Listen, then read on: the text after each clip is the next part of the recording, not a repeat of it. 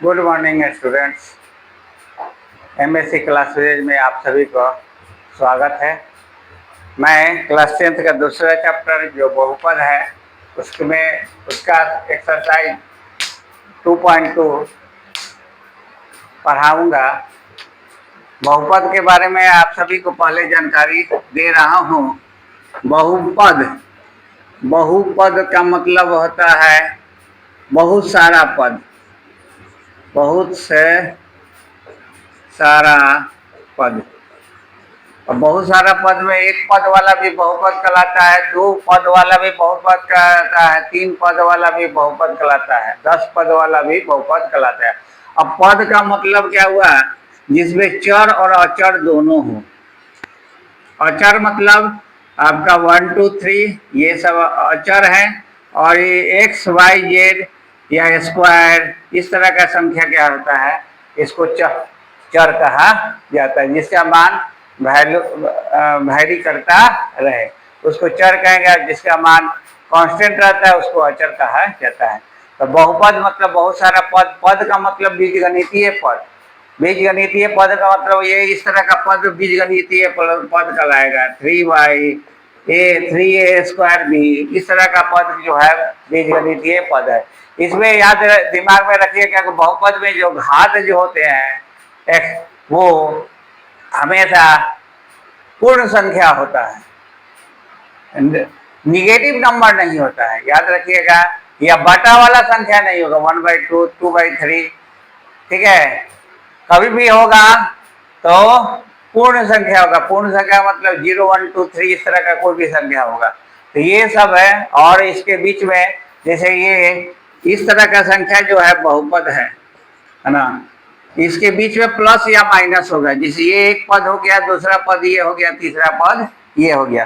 तो बहुपद मतलब बहुत सारा पद। बहुपद मतलब बहुत सारा पद, लेकिन बहुत सारा पद में एक पद वाला भी बहुपद कहलाता है। जैसे 2x भी एक बहुपद है, 3 भी बहुपद है, क्योंकि 3 के साथ हम लिख सकते हैं 3x के पावर 0। हम जानते हैं कि x के पावर 0 किसी भी संख्या के पावर 0 1 होता है, यानी 3 = 3 × 1 यानी 3x के पावर 0। तो ये सब बहुपद है। तो बहुपद में एक पद वाला भी बहुपद होता है, 2 पद वाला भी होता है, और 3 पद वाला भी होता है, बहुत सारा पद वाला भी बहुपद होता है। बहुपद में या तो x वाला सब पद जो हो x वाला हो या y वाला हो, है ना। बहुपद में बहुत सारा पद होगा। पद का मतलब क्या होगा? बीजगणितीय पद। बीजगणितीय पद में चर और अचर दोनों का कॉम्बिनेशन होता है, और विभिन्न पदों के बीच में प्लस या माइनस होता है। अब द्विघात बहुपद क्या है? तो वैसा बहुपद जिसका अधिकतम घात 2 हो उसको द्विघात बहुपद कहते हैं। यहाँ पर सब सवाल में देख रहे हैं सबसे ज्यादा अधिकतम घात क्या है? 2 है, तो ये द्विघात बहुपद है। अब द्विघात बहुपद का शून्य क्या है? तो शून्य मतलब वह मान जिस वजह से उस बहुपद का वैल्यू 0 हो जाए तो उसको कहेंगे, है ना, चर का वह मान जिससे चर का वह मान, शून्य का मतलब हुआ कि चर का वह मान जो यहाँ रखने पर इस बहुपद का मान शून्य आ जाए, तो उससे उस चर के मान को उस बहुपद का शून्य कहा जाता है ना। शून्य का एक परिभाषा हम लिख दे रहे हैं, है ना। शून्य किसी बहुपद के चर का वह मान जिसे उस बहुपद में रखने पर उस बहुपद का मान शून्य हो जाए तो वह मान उस बहुपद का शून्य कहलाता है। किसी बहुपद, फिर से एक बार देख लीजिए लो, है ना। ये आप नोट कर लेंगे तो अच्छा रहेगा। कह रहा है कि शून्य किसे कहते हैं? तो शून्य किसी बहुपद के चर का वह मान, चर मतलब x y z ABCD मतलब कोई भी लेटर जो होगा है ना, वो बहुपद का चर का वही चर हो गया, चर का वह मान जिसे बहुपद में रखने पर उस बहुपद का मान शून्य हो जाए, है ना, तो वह मान उस बहुपद का शून्य कहलाता है। जैसे मान लीजिए कि 2x + 1, अगर x का मान -1/2 रखेंगे, यहाँ रखेंगे तो 2x की जगह -1/2 रख देंगे अब +1, तो 2 से 2 कट गया, -1 + 1 = 0। तब चर का वह मान जो रखने पर उस बहुपद का मान शून्य आ जाए, तो ये मान जो है इस बहुपद का शून्य कहलाता है। ठीक है, तो आपका यही चैप्टर आपको पढ़ना है अभी, जो इसमें से सवाल आता है, इसलिए इस पर ध्यान दें, है ना, मेरी बातों को ध्यान दें। अगर समझ में नहीं आ रहा है तो आप मुझे कमेंट करें। यहाँ पर जो फर्स्ट नंबर सवाल जो है, यहाँ पर हम -2 रख देते हैं, -2 फिर 2 -2 -8, -2 का स्क्वायर कितना जाएगा, -2 × -2 + 4, -2 × -2 + 4 -8, यानी 4 4 8 -8 यानी 0, यानी कि -2 इस बहुपद का शून्य हो गया। ठीक है, क्योंकि -2 रखने पर इस बहुपद का मान शून्य आ जा रहा है। तो मुझे उम्मीद है कि आप सभी को शून्य समझ में आ गया होगा, है ना। फिर से दोहरा दे रहे हैं, आपसे पूछा जा सकता है ना, बहुपद का शून्य क्या है, तो बहुपद के चर का वह मान जिसे रखने पर उस बहुपद का मान शून्य हो जाए, तो वह मान जो है उस बहुपद का शून्य कहलाता है। अब आपको बहुपद के बारे में जानकारी हो गया, द्विघात बहुपद किसे कहते हैं, है ना, ये भी जानकारी हो गया, शून्य के बारे में जानकारी हो गया। अब आप इसमें का सवाल 2.2 का 2.1 जो है वो शून्यकों की संख्या ज्ञात करनी है, तो वो तो इजी है, ऑब्जेक्टिव में आता है ना। जहाँ एक शख्स को ये जहाँ काट रहा है ये लाइन ग्राफ जो है, जैसे यहाँ नहीं कट रहा है एक शख्स होता है, यहाँ शून्यकों की संख्या 0 हो गया, यहाँ एक जगह कट रहा है तो 1 होगा, यहाँ 1 2 3 3 जगह कट रहा है तो 3 होगा, यहाँ 1 2 जगह कट रहा है तो शून्यकों की संख्या 2 हो गया, यहाँ 1 2 3 4 4 होगा, यहाँ 1 2 3 3 जगह का मिल रहा है, मतलब 100 अक्ष पर। तो ये शून्यकों की संख्या ज्ञात करने वाला एक्सरसाइज था 2.1, जिसमें केवल ऑब्जेक्टिव में आ सकता है ये, लेकिन ये अगला एक्सरसाइज है, इसको बनाना है, इसको सॉल्व करना है, इसलिए इस पर ध्यान दें, है ना। ये फर्स्ट सवाल है आपसे, ये P मीन्स आपको मैं बताया नहीं हूँ, P मीन्स होता है पॉलिनोमियल, इंग्लिश में बहुपद का इंग्लिश होता है पॉलिनोमियल, इंग्लिश में इसको बहुपद को पॉलिनोमियल से सूचित करते हैं।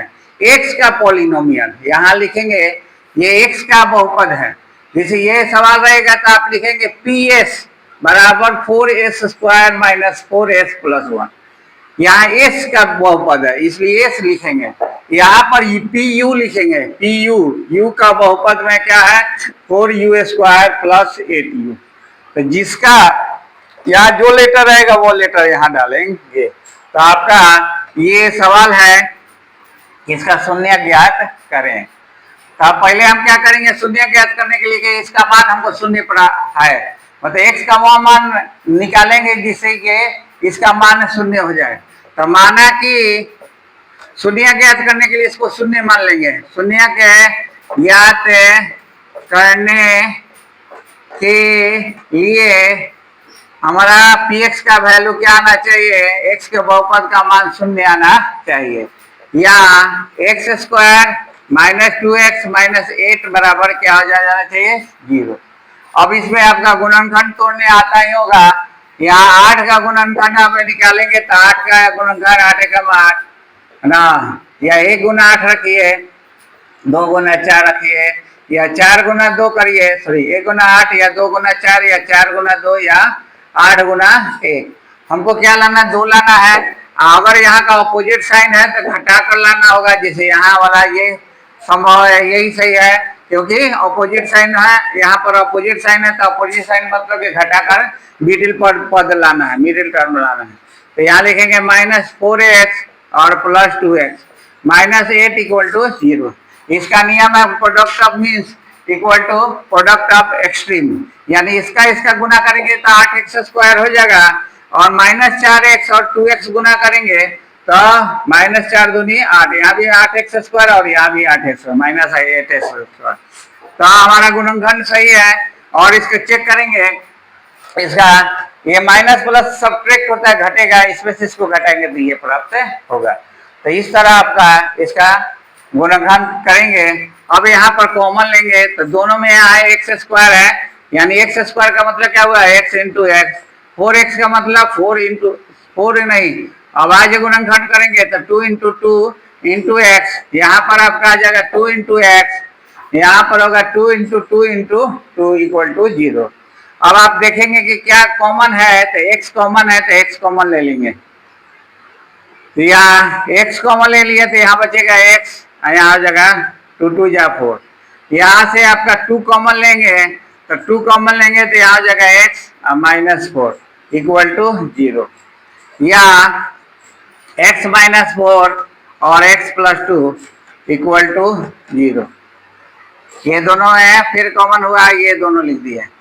अब यदि अब इसका मतलब क्या हुआ आपका कि x -4 इंटू x + 2 का गुणनफल 0 होगा, 0 है, यानी कि दोनों में से कोई एक 0 होना चाहिए। 0 गुना संख्या बराबर 0, या संख्या गुना 0 बराबर 0, या दोनों 0 हो सकता है।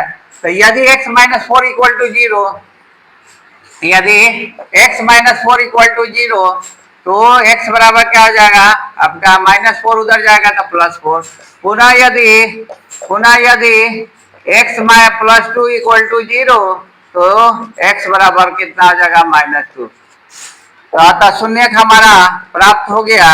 2 ठो शून्यक हुआ, एक शून्यक द्विघात बहुपद है, अतः शून्यक बराबर ये द्विघात बहुपद है तो शून्यक 2 होगा।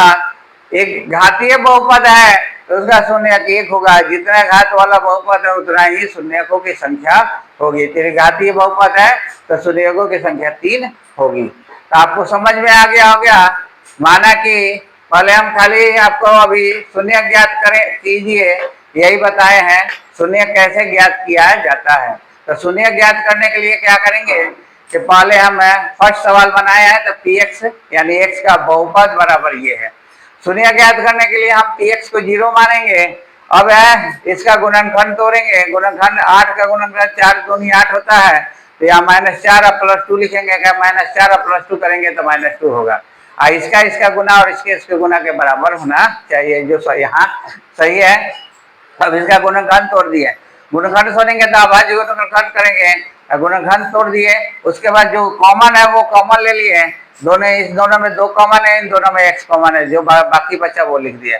अब ये आया आपका, ये दोनों में कॉमन हो गया, फिर ये बचा। अब हम जानते हैं कि ये 0 कब होगा, जब ये 0 हो और ये 0 है, नहीं तो ये 0 हो तो ये संख्या कोई हो, या ये 0 हो तो ये संख्या हो। तो अगर ये 0 है तो x का मान 0 हो जाएगा, अगर इसको 0 मानेंगे तो -2 हो गया। इसलिए शून्यक हमारा क्या हो गया, ये दोनों हमारा इसका शून्यक हो गया। अब अगले क्लास में हम आपको इसके गुणांकों के बीच के संबंध के बारे में बताएंगे। ज्यादा लंबा हो जाएगा, इसको आपको समझ में नहीं आएगा क्योंकि मैंने आपको बहुपद का कुछ इंट्रोडक्शन भी दिया है इस क्लास में। अगर अब आपसे फिर से निवेदन है कि आप मेरे वीडियो को अगर अच्छा लग रहा है तो लाइक करें, है ना, और इसको फॉलो करें, और मेरे चैनल MSc क्लासेस को सब्सक्राइब करें। और मैं नीरज सर आपसे इस शॉर्ट वीडियो बनाकर मैं विदा ले रहा हूँ। थैंक्स।